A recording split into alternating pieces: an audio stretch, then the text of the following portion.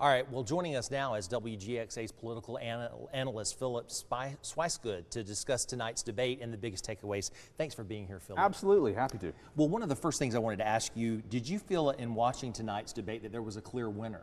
I absolutely did. You know, Greg, me, you, and all of your audience for about 90 minutes watched what was arguably the most important presidential debate in modern history. And what we saw was actually one of, if not the worst performance by a presidential candidate ever. I am stunned. I am shocked at how badly Joe Biden performed in this debate. It was honestly just jaw-dropping how poor his performance was. I mean, Greg, just in the first 5 minutes, he seemed to mix up what happened in Afghanistan. He confused the words thousands and millions. And then there was about 10 seconds that I think may have been the most painful 10 seconds in television history where the man just forgot what he was saying. It was just terrible. It was awful. And if you look at the polling coming into tonight, what you actually saw was polls that did not favor Joe Biden. You saw the Quinnipiac poll, you saw the New York Times poll, you saw the Gallup poll. 3 credible polls, all released within the past 12 hours, that all said that Joe Biden was significantly behind Donald Trump. Well, that was before this terrible performance on the debate stage. What does polling look like tomorrow, Greg? That's what I want to know.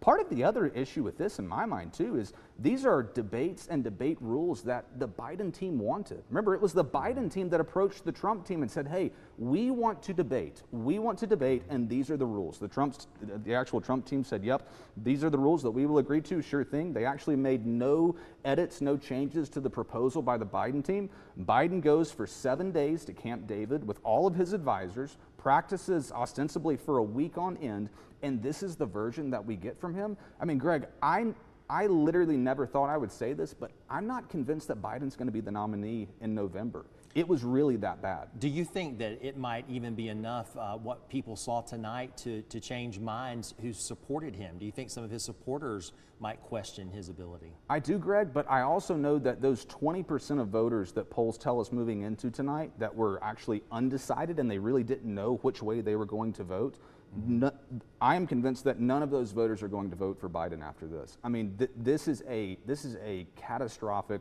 nine-alarm fire for the Biden team.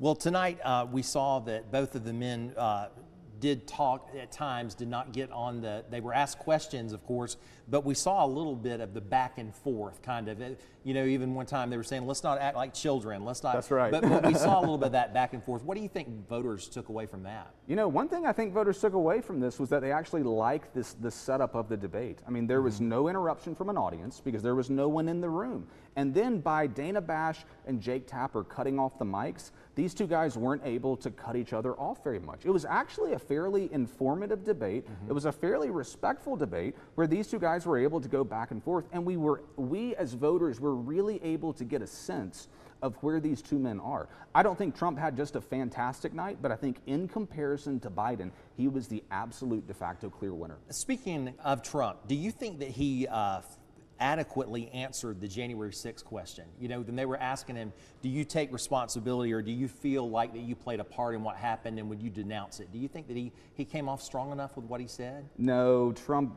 definitely did not. He ran in circles around that. He never addressed the timeline of what happened, how he actually had plenty of time to be able to make a statement to those supporters. You had Mike Pence at the time was pressuring him to do so. Other Republicans, I thought he handled that poorly, but again, Biden was so bad, people tomorrow morning are not going to be talking about that. Instead of answering the question that you just asked, which is extremely important, Democratic strategists on CNN, MSNBC, and Fox News will instead be defending Biden's performance.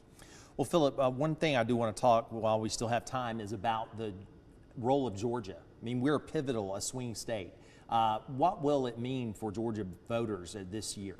I mean, Georgia is this quintessential definition of a swing state. I mean, your vote in Georgia could not be any more important than in any other part of the country because there are actually only 6 swing states. There's Georgia, Arizona, Nevada, Pennsylvania, Wisconsin, and Michigan. Biden won all 6 of those this past go-around. This time, though, the polling has drastically changed, and actually Donald Trump is up in Georgia right now. Donald Trump, and again, it's depending on the poll, but Donald Trump is up between 4 and 9 polls, or I'm sorry, 4 and 9 points, all incredible polling.